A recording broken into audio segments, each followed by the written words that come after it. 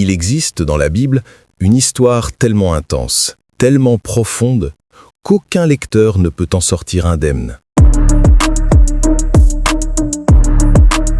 Celle d'un homme qui avait tout, la richesse, l'honneur, une famille aimante, et qui, en un jour, perdit absolument tout.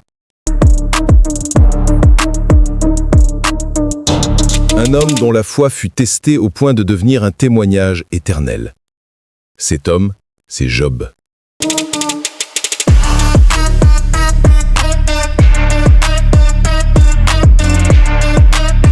Reste jusqu'à la fin, car ce récit pourrait bien changer ta façon de voir la douleur, la foi et surtout, Dieu.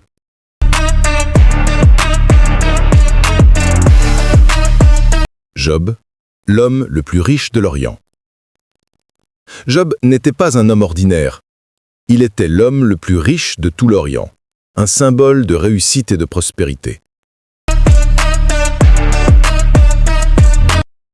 Son domaine s'étendait à perte de vue, ses troupeaux comptaient par milliers, et partout où il allait, on prononçait son nom avec respect. Mais sa richesse ne se limitait pas à l'argent. Job était aussi un modèle de droiture, de bienveillance et de sagesse. Un homme complet, à qui rien ne semblait manquer. Du moins, c'est ce que l'on croyait. Une famille nombreuse et heureuse. Job avait 10 enfants, 10 raisons de sourire, 10 bénédictions vivantes. Ses fils se réunissaient régulièrement pour célébrer, pour partager des repas ensemble, pour profiter de la vie.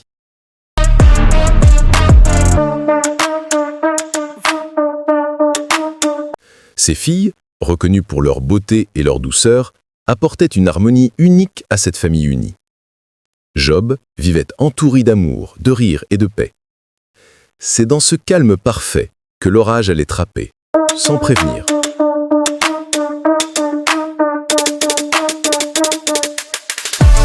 La piété d'un père. Job n'était pas un homme riche. Il était un homme profondément spirituel, conscient des fragilités humaines. Chaque matin, avant que le soleil ne se lève, il offrait un sacrifice à Dieu pour chacun de ses enfants. Il se disait, peut-être ont-ils péché, peut-être ont-ils offensé Dieu en leur cœur. Sa foi était réelle, profonde, personnelle. Un père qui prie pour ses enfants est un père qui comprend le monde. Le défi de Satan dans le ciel. Mais ce que Job ignorait, c'est qu'au même moment, dans le monde invisible, un enjeu bien plus grand se jouait. Les anges se présentèrent devant Dieu, et parmi eux, Satan. Ce dernier défia Dieu. Job te sert-il pour rien? S'il est fidèle, c'est parce que tu l'as couvert de bénédictions?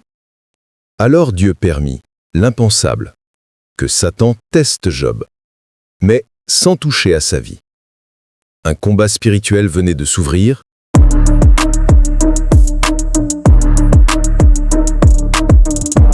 Et Job n'en savait absolument rien. 24 heures qui ont tout détruit. Et soudain, le monde de Job s'effondra. Un messager arriva pour annoncer la perte de ses bœufs. Un second arriva, presque aussitôt, pour dire que ses bergers avaient été tués. Un troisième rapporta que ses chameaux avaient été volés. Et enfin, un dernier lui apprit que ses 10 enfants étaient morts, écrasés sous la maison où il faisait la fête. En moins de 24 heures, Job passa de la richesse à la ruine, de la joie à la désolation, de la vie à l'ombre de la mort.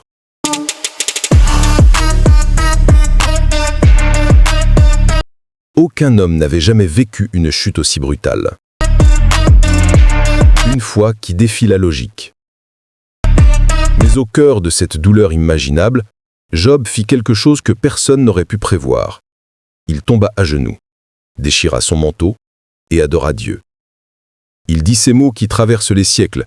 « L'Éternel a donné, l'Éternel a repris, que le nom de l'Éternel soit béni. » Même brisé, même vidé, Job choisit la foi.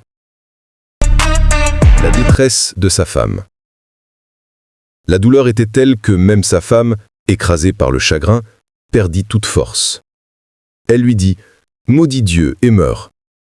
Ce n'était pas un conseil cruel, mais l'expression d'un cœur brisé, d'une âme incapable de supporter tant d'épreuves. Mais Job, dans sa sagesse, répondit « Nous recevons de Dieu le bien, et nous ne recevrions pas aussi le mal ?»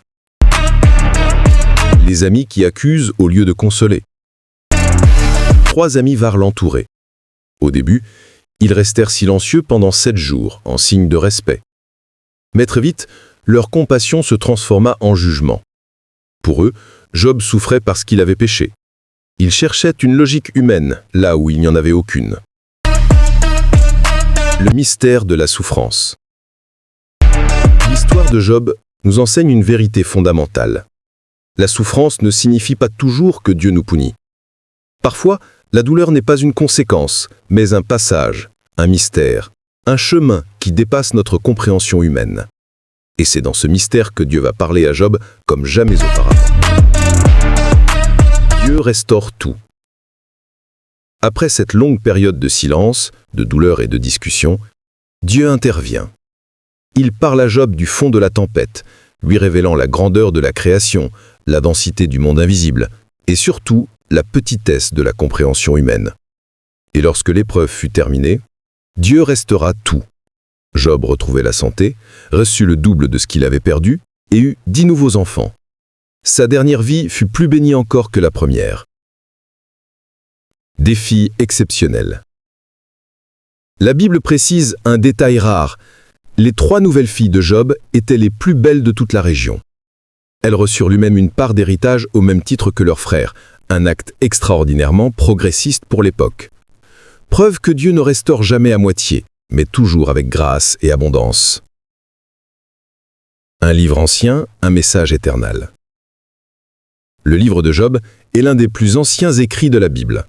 Son langage, sa poésie et sa profondeur dépassent les siècles. C'est une méditation sur la douleur, la foi, la justice et le mystère de Dieu. Une histoire dont chaque génération peut tirer une vérité différente.